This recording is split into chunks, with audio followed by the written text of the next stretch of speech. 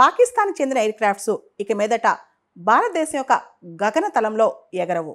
భారతదేశం Pakistan airlines operations Indian air space మీద ban చేసిందనమాట. ఈ దిశగా ఇండియా నోటం ఇచ్చింది, అంటే నోటీస్ టు ఎయిర్మెన్ అనమాట. నోటమ్స్ అనేవి క్రిటికల్ కమ్యూనికేషన్, ఏదైనా టెంపరీ చేంజెస్, తాత్కాలికంగా ఎయిర్ స్పేస్ బ్యాన్స్ ఇలాంటివి ఉన్నప్పుడు నోటమ్స్ ఇస్తారు. నోటం అంటే నోటీస్ టు ఎయిర్మెన్ అని అర్థం అనమాట. ఈ నోటం అనేది ఎయిర్పోర్ట్ అథారిటీ ఆఫ్ ఇండియా వాళ్ళు పాకిస్తాన్ ఎయిర్లైన్స్ వాళ్ళకి ఇచ్చారనమాట. దీనికి సంబంధించి మనందరూ తెలుసు, ఈ నోటం ప్రొసీజర్స్ అన్నీ కూడా మనం ఇంటర్నేషనల్ స్టాండర్డ్స్, అంటే ఇంటర్నేషనల్ సివిల్ ఏవియేషన్ ఆర్గనైజేషన్ యొక్క స్టాండర్డ్స్ ప్రకారం మనం ఇచ్చామన్నమాట. ఇంటర్నేషనల్ సివిల్ ఏవియేషన్ ఆర్గనైజేషన్లో NXI 15లో కొన్ని స్టాండర్డ్స్ ఉంటాయి. ఏ టైంలో, ఎలాంటి టైంలో గగనతలంలో మనం ఇతర దేశాల యొక్క విమానాలను రానివ్వకూడదు.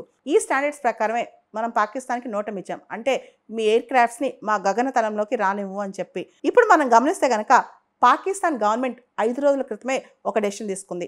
భారత విమానాలు, భారత నుంచి ఆపరేట్ అయ్యే విమానాలు, భారతదేశం యొక్క ఎయిర్లైన్స్ ఇవన్నీ కూడా పాకిస్తాన్ ఎయిర్ స్పేస్లోకి రాకూడదు అని చెప్పి ఒక పెద్ద డెసిషన్ తీసుకుంది.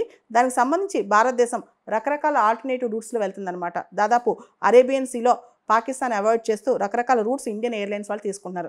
దీనివల్ల మన ఆపరేషనల్ ఎక్స్పెండిచర్ కానీ, మన కాస్ట్ కానీ, మన టైం, ముఖ్యంగా airlines Europe, middle east, America ఇలా ఇతర దేశాలకు వెళ్ళే విమానాలన్నీ కూడా రూట్ మార్చి వెళ్తున్నాయి. దీనివల్ల టైం చాలా పెరిగిపోతుంది. ప్రతి వారం దాదాపు 100 కోట్ల రూపాయల మేర ఆపరేషనల్ కాస్ట్ పెరుగుతుందంటే భారతదేశానికి పాకిస్తాన్ విధించిన ఈ ఆంక్షల వల్ల.